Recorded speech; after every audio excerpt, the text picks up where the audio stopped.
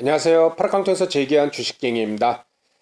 이틀 동안 보유한 이 이노와이리어스, 에이스테크, 테크윙, ICD 14%대부터 3%대 이렇게 좋은 수익률을 보여주고 있습니다.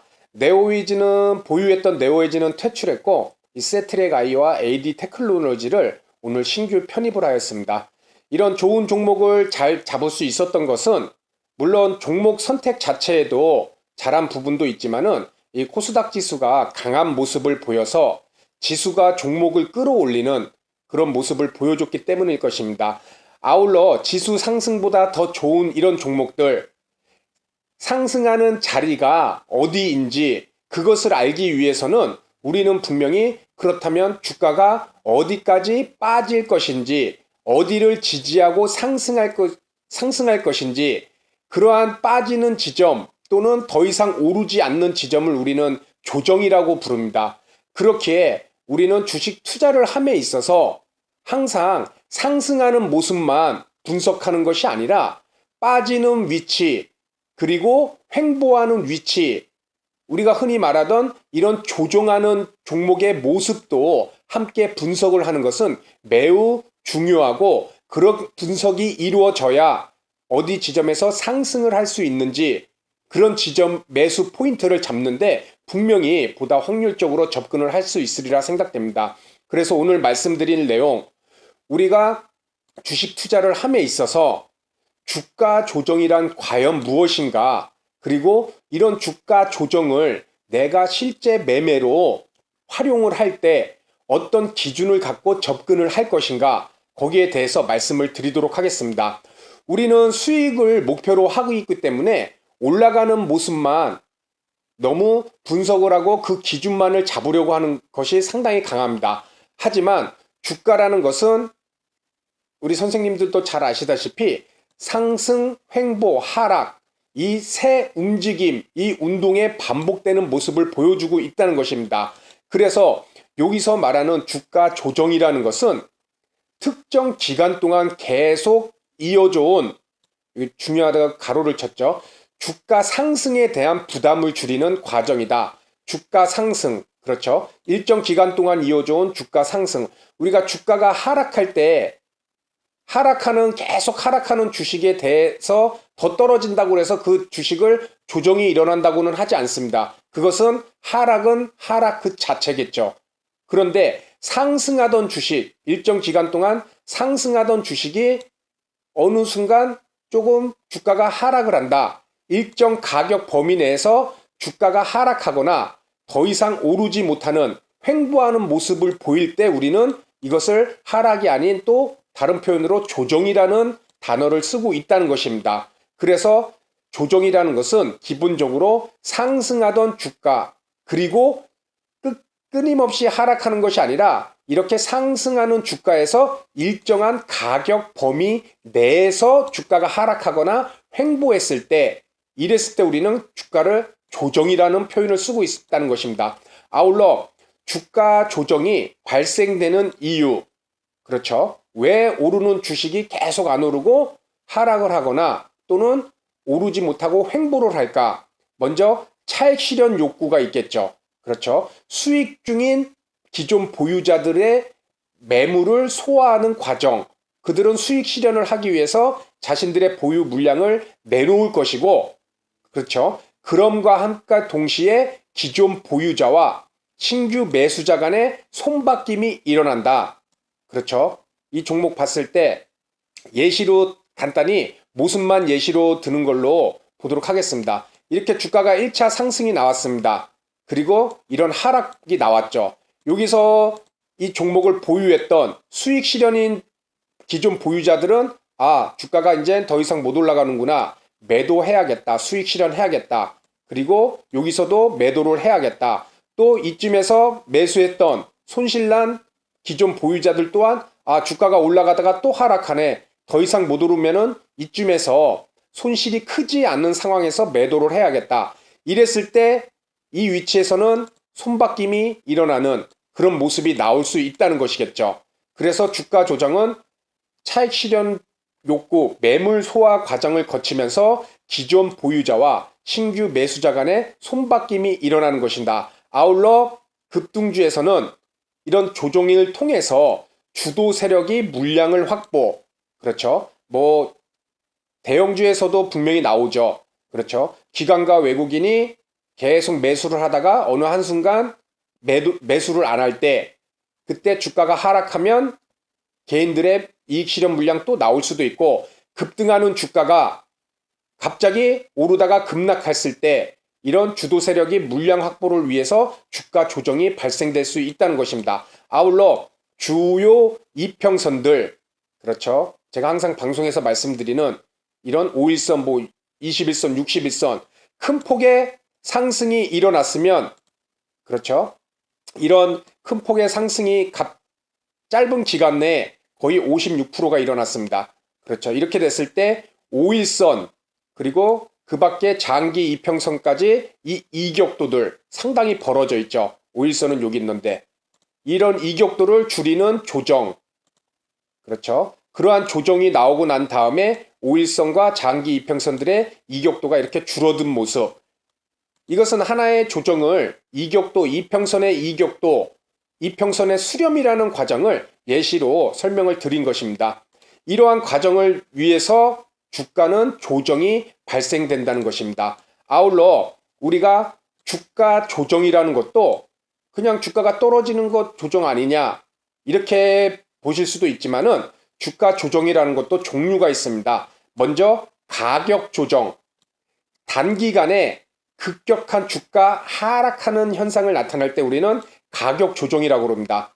단기간에 주가에 떨어지는 현상, 그렇죠. 아까 말씀드렸듯이 주로 급등주에서 세력이 물량을 매집하기 위해서 단타 세력들 물량 떨구기 위해서 급등에 시켰다가 단기간에 급락시키는 이런 조정이 가격 조정으로 볼 수가 있다는 것입니다. 아울러 가격 조정과 기간 조정이 함께 나타날 수도 있죠.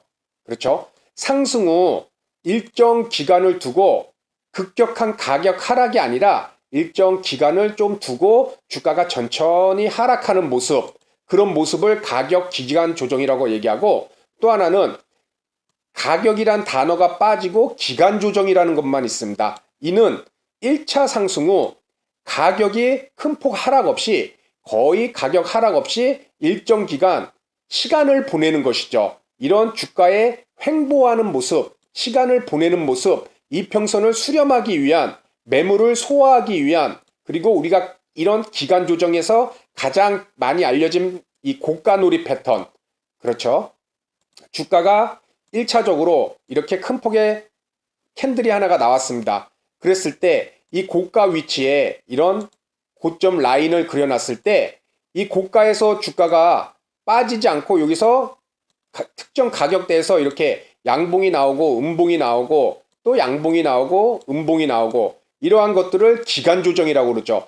가격 하락 없이 기간을 보낸다. 그래서 급격히 벌어졌던 5일선들도 이렇게 이격도를 줄이고 21선도 뭐 올라오고, 그 다음 이후에는 주가가 상승하든지 하락하든지 이런 모습이 나오고, 우리는 이런 가격이 빠지지 않고 기간을 보내는 이런 것을 기간 조정이라고 합니다. 그래서 조정도 이렇게 크게 세 가지 방향으로 나눌 수가 있는 것이고, 그렇다면은 우리가 또 여기서 하나 또 생각해 볼 게 있습니다. 아니, 주가 조정이라는 것은 가격이 하락하는 것인데 왜 그냥 가격 하락이라고 하지 않고 주가 조정이라고 할까? 그렇다면 조정과 하락을 구분짓는 기준은 과연 무엇일까? 이것이 매우 중요하겠죠. 자, 대전제, 주가 조정이라 불릴 수 있는 대전제. 주가 조정은 처음에 말씀드렸듯이 하락하는 종목에서 주가 조정이 나온다고 하지는 않습니다. 그렇죠? 분명히 상승 추세, 상승 파동에 있는 그런 종목들에서 발생하는 가격 하락이나 횡보하는 현상을 우리는 주가 조정이라고 얘기한다는 것입니다. 다시 말씀드려서 여기서 아까 봤던, 그래서 첫 번째가 추세 라인을 기준으로 했을 시 상승 추세대, 저점을 높이는 라인이죠. 추세 라인을 기준으로 했을 시 이 예시 종목으로 한번 보도록 하겠습니다. 일단 모양을 조금 좀 다르다 하더라도 일단 흐름의 이 내용이 어떤 내용인지, 자, 이 위치쯤에서 제가 상승 추세대를 그려보도록 하겠습니다. 이렇게 하단의 라인, 그리고 상단의 고점 라인. 그냥 정확히 안 그려도 어떤 흐름인지만 읽으시면 될 것 같습니다. 이 추세대가 만들어졌습니다. 상승 추세대가 1차 저점, 2차 저점, 그리고 3차 저점. 이 저점을 높이는 이 저점의 라인을 그렸을 때 이것이 일직선상 이루어지면은 우리는 이거를 상승 추세대의 하단 라인이라고 그러죠. 그렇죠? 그래서 이 저점을 낮추지 않고 계속 높이면서 이 추세대를 맞춰서 올라갈 때 우리는 상승 추세대를 이렇게 그려보고 매매에 실질적으로 활용할 수 있다는 것입니다. 이런 상승 추세대에서 가격이 더 이상 오르지 않고 이런 식으로 횡보를 하거나, 그리고 하단 추세선을 이탈하지 않는 이런 가격 하락이 나왔을 때, 그렇죠? 이런 것을 우리는 조정이라고 볼 수 있다는 것입니다. 반면에 이런 상승 추세대를 이탈했을 때, 그렇죠? 이런 것을 보고 우리는 조정이라고 하지 않습니다. 이것은 하락인 것이죠. 그렇죠? 그래서 주가가 상승 추세대를 안에서 주가가 횡보하거나 그리고 가격이 떨어질 때 이 라인을 벗어나지 않는다면 조정이라 보고, 이 라인을 벗어났을 때는 우리는 조정과 다르게 조정이란 표현을 쓰지 않고 주가 하락 추세로 떨어졌다, 이런 표현을 쓴다는 것입니다. 아울러 이런 추세 라인 뿐만 아니라 이평선의 이탈, 다시 말씀드려서 이런 추세대를 깨지 않고 이루어지는 것을 우리는 조정이라 부르고, 또 한 가지 꼭 추세대가 아니더라도 예를 들어 이 20일 이평선을 기준으로 보겠습니다. 20일 이평선이 우상향하고 있습니다. 그렇죠? 그리고 라인을 타고 가고 있습니다. 이런 라인을 타고 갈 때 20일 이평선 매매를 하실 때 이런 위치에서 주가는 분명 캔들로 봤을 때 하락도 하고 있습니다. 하지만 이것을 우리는 하락으로 접어들었다고 안 하고 21선 매매를 하실 때는 이것을 우리는 조정이라고 그러죠. 21선 라인까지 조정이 온다.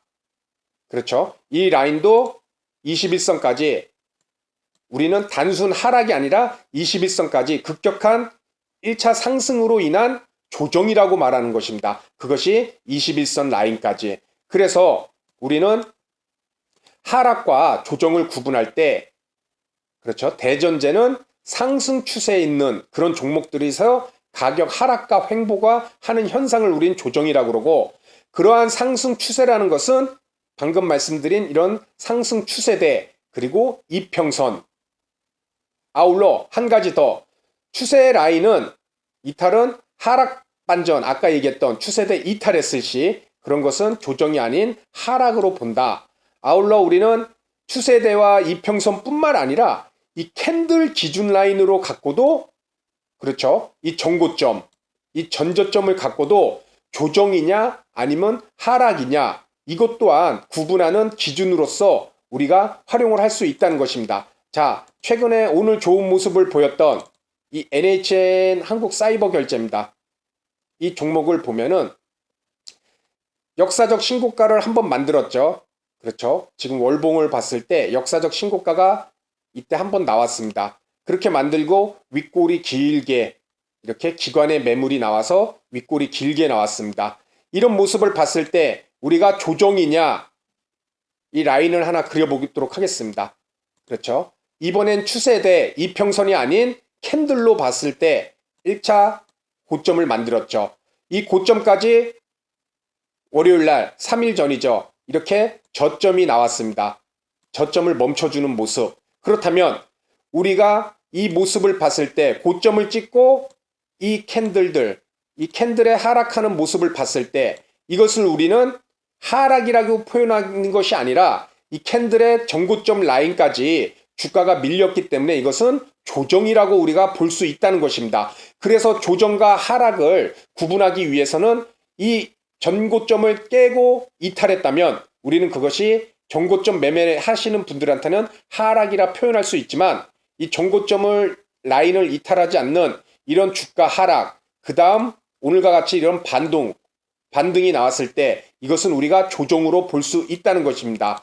그래서 우리가 실질적으로 이런 주가 하락과 조정을 구분할 때에는 상승 추세대를 벗어나느냐, 또는 내가 매매하는 이평선을 벗어나느냐, 또는 내가 매매하는 캔들의 전고점과 전저점을 벗어나느냐, 그렇지 않고 주가가 하락하거나 횡보를 한다면 우린 그것을 조정이라고 부를 수 있다는 것입니다. 아울러 그렇다면 이런 조정이라는 것은 모두가 다 똑같은가? 모든 매수자들에게 똑같은가? 아니겠죠. 포지션에 따른 주가 조정에 대한 관점의 차이는 분명히 다를 수밖에 없다는 것입니다. 먼저 그 종목을 보유한 기존 보유자, 조정은 내가 매수한 가격 이하로 떨어져서 손실과 연결되는 하락이라는 것입니다. 그 얘기는 무엇이냐?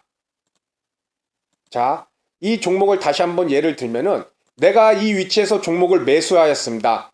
그런데 그 종목이 또 내 매수가에서 떨어지죠. 여기서 매수한 사람들은 이것을 조정이라고 볼 수 있을까? 아니겠죠. 자신의 실계좌를 마이너스 손실을 만드는 하락의 관점으로 접근할 수밖에 없다는 것입니다. 반면에 매수 대기자들, 이것이 종목을 언제 매수하느냐를 구분짓는 매우 중요한 기준이 될 수 있어서 말씀을 드리는 것입니다. 기존 보유자, 성급히 들어갔던 그런 매수자들한테는 이런 위치에서는 당연히 손실이고 이런 하락은 조정으로 볼 수가 없겠죠. 자신의 계좌를 마이너스를 시키고 손실을 나게 만드니까요. 그렇지만 매수 대기자들, 조정은 더 저렴한 가격에 확률 높은 매수 지점을 잡을 수 있는, 우리가 이런 표현도 쓰죠.